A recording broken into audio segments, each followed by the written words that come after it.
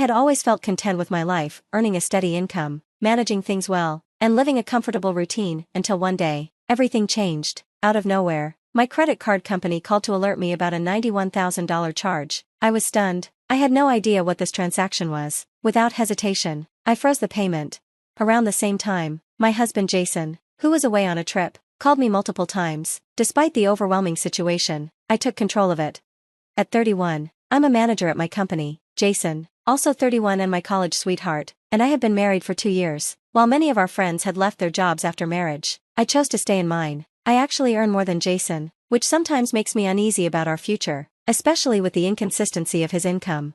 We maintain our financial independence, each of us manages our own finances and splits the household expenses. This system gives me the freedom to spend what's left over however I please, and it usually doesn't bother me, since we're both working and our life together is going smoothly. However, recently, on a train ride home, I had a moment of realization. Perhaps I had been overspending. I glanced at a debit notification on my phone and thought about checking for any forgotten subscriptions that might still be charging me, but the thought quickly faded as I struggled to remember the password to my credit card portal.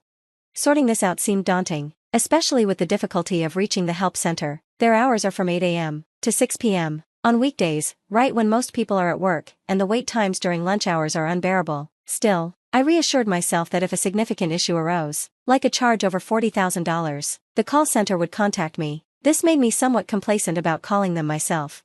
Meanwhile, online shopping became a quick escape from the daily grind. When I opened a new package that had just arrived, I felt a fleeting rush of excitement, but the moment I stepped into our living room, my mood shifted. Socks were scattered on the floor, empty cans sat on the table, and a phone and sweater lay carelessly tossed on the couch. There was my husband, lounging in a sweatshirt, completely unaware of the mess around him. Jason has a tendency to leave things undone, and it often feels as if he deliberately adds to the chaos at home. I snapped a picture of the couch and, half jokingly and half annoyed, said, "This is what I come home to? It's not that hard to clean up a bit or make dinner if you're home before me." His response was cool and unbothered. "If you get home early, why don't you clean the house? Don't be so mad about it." The remark stung. "I'm tired too when I get home," I replied, trying to keep my tone light but firm. "If you're not going to help clean, maybe you should think about whether you'd rather work or do chores."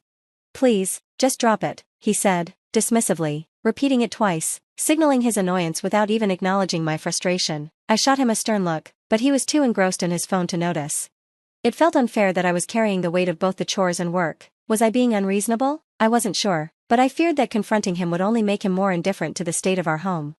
Then, something unexpected happened. After our conversation, Jason started coming home later, even on days when I arrived early. It seemed like he was trying to make up for the imbalance by working extra hours, perhaps in his own way. One day, feeling particularly good, I dove into my chores with a little more energy than usual. Jason had been so busy lately that most of the housekeeping had fallen on me. I hadn't thought much about it until I walked into his room and saw the mess, empty bottles and cans everywhere, even on the bed. But then something caught my eye, a gift-wrapped package tucked away in the corner. I leaned in for a closer look. It was from my favorite store. My heart skipped a beat. My birthday was coming up. Could this be a surprise gift from Jason? I felt a thrill but decided to leave the package untouched, not wanting to spoil the surprise. But when my birthday arrived, no gift came. I casually asked Jason, "Do you know today's date?" "Oh, right, it's your birthday," he replied, sounding nonchalant. "Did you forget?" I asked, hoping for some hint of the surprise I had seen earlier. "No, I remember," he said. "Aren't you happy with what I gave you last year? You're old enough not to need constant surprises." His words, so casually spoken, stung. He turned and walked away, leaving me confused and hurt. The mystery of that package, once a glimmer of hope, now just felt like a reminder of what was missing. And then, just as I was trying to process the disappointment, he dropped a bombshell. "I've got to go on a work trip abroad next week." "Abroad?" I repeated, baffled. "Since when does your job involve international travel? You've never even been on a business trip outside the state." "They just gave me this assignment," he said, his tone flat and unbothered. Everything about the situation felt off. What was really going on here? I'd been feeling good about myself lately, thinking I'd earned some recognition for all my hard work. "You should trust me," my husband had told me, but it was hard to take his words seriously after I found that mysterious gift-wrapped box hidden in his room. The day he left for his so-called business trip, I saw him off in the early morning. As soon as he was gone, my curiosity got the best of me. I couldn't resist checking under the bed where I had seen the box, but it was gone. A wave of doubt washed over me. This wasn't just any regular business trip, was it? With that uneasy thought lingering, I dragged myself into work, but my mind was elsewhere. I found it nearly impossible to focus. Several times throughout the day, my hands would freeze mid-task, as my thoughts replayed the recent events on a loop. "Hey, are you okay? You seem off today," a coworker asked, concern in her voice. "Oh, yeah, just didn't sleep well," I said, dismissing it with a forced smile. With a light-hearted excuse, I turned back to my work. Just then, my phone buzzed, a strange number flashed on the screen. Normally, I would have ignored it, but something inside me urged me to pick up. "Excuse me, I need to take this," I said, stepping outside to answer. It was the credit card company's call center. As the representative spoke, a whirlwind of thoughts raced through my mind, thoughts about my husband, our recent issues, and whether I should even share my password. Then the operator's calm voice cut through my confusion. "This is from our debt protection service. It appears there has been a charge exceeding $40,000 on your account," she explained. I was floored. A wave of disbelief and concern flooded over me. "What in the world is going on?" I muttered under my breath. Things took a turn when she dropped another bombshell. "Yes, there was also a charge." "I'm sorry, I can't focus right now. I need to leave early," I told my boss, explaining the situation. He nodded understandingly and allowed me to go. I hurried to the train, but as I checked my phone, I saw a flood of missed calls from my husband. It felt as though he was about to confess something, but I wasn't sure what. I rushed home, threw my shoes off, dropped my bag, and headed straight to his office. His desk was a mess, but one thing caught my eye: his search history, luxury cruises and travel plans for two. These were definitely not work-related. I hadn't been invited to anything like this. The business trip was clearly a cover for something else. A sinking feeling settled in as the truth began to dawn on me. Scrolling through old emails for any clues, one name stood out: Billy.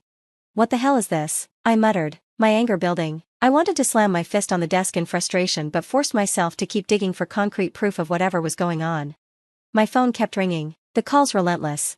"Oh my God, just stop," I groaned, overwhelmed by the mounting betrayal and confusion. In the chaos, I decided to use the password the call center had provided to access my credit card transaction history. Logging in, I began scrolling through the records, and with every entry, my disbelief only deepened. There it was, an expensive handbag brand that immediately caught my eye, and then it clicked. Jason had used my credit card to pamper his mistress, Olivia, and even financed a so-called business trip abroad. I stood frozen, stunned by the realization. I had ignored his calls earlier, but now, gathering every bit of courage, I answered the phone. "You finally picked up after I tried so many times," my husband said, his voice tense. Without hesitation, he launched into talking about the credit card. "Who's the card for?" I asked, my voice sharp. He hesitated, clearly caught off guard. "You mean, who's using the card? Well, it's just easier to use a card than cash when traveling for work." "Work trips? Or do you mean the luxury cruise and getaway with Olivia?" I shot back, my words biting. He stammered, clearly trying to deflect. "Why are you asking about the cruise? That was for business entertainment, just some fun." "And Olivia? And the designer handbag? Did she enjoy her gift?" I pressed, each question growing colder. "Are you really trying to justify this by acting like you don't know what's going on?" I continued, my voice steady but full of hurt. Jason faltered, the weight of my words sinking in. I understand," he repeated, his tone desperate, grasping for some excuse. "I know everything," I stated firmly. "You tried to charge $91,000 on a luxury cruise and a couple's vacation. You've been using my credit card to spoil Olivia with gifts." There was a long, painful silence on the other end of the line. Finally, he admitted, his voice small. "I'm sorry, I cheated. I'm sorry, but I can't come home until you reactivate the credit card." His plea hung in the air, so absurd, so pitiful. "Do you really think an apology and an admission of guilt will make all of this go away?" I asked, my voice heavy with disbelief. The conversation had shifted completely, from mundane marital issues to a gut-wrenching confrontation. In that moment, I realized everything had changed. The life I thought I had would never be the same. I told my husband, "Please spend the rest of your life at your resort," and hung up before he could respond. The phone immediately began buzzing with an endless stream of calls. I couldn't take it anymore, so I switched off my phone to escape the incessant ringing.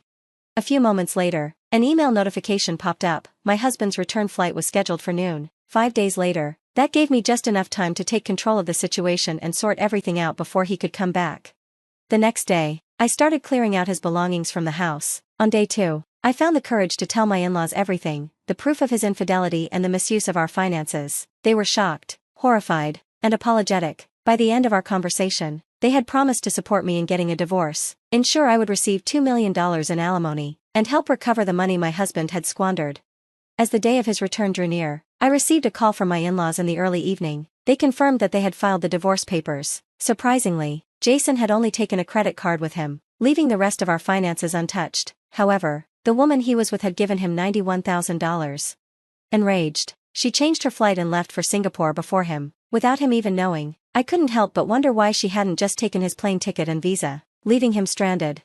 While mulling over this, I learned from my in-laws that when Jason returned to Singapore, he found the house empty and his connection to me severed. His calls went straight to voicemail. Desperate, he went to my in-laws' house, where he faced serious consequences for his actions.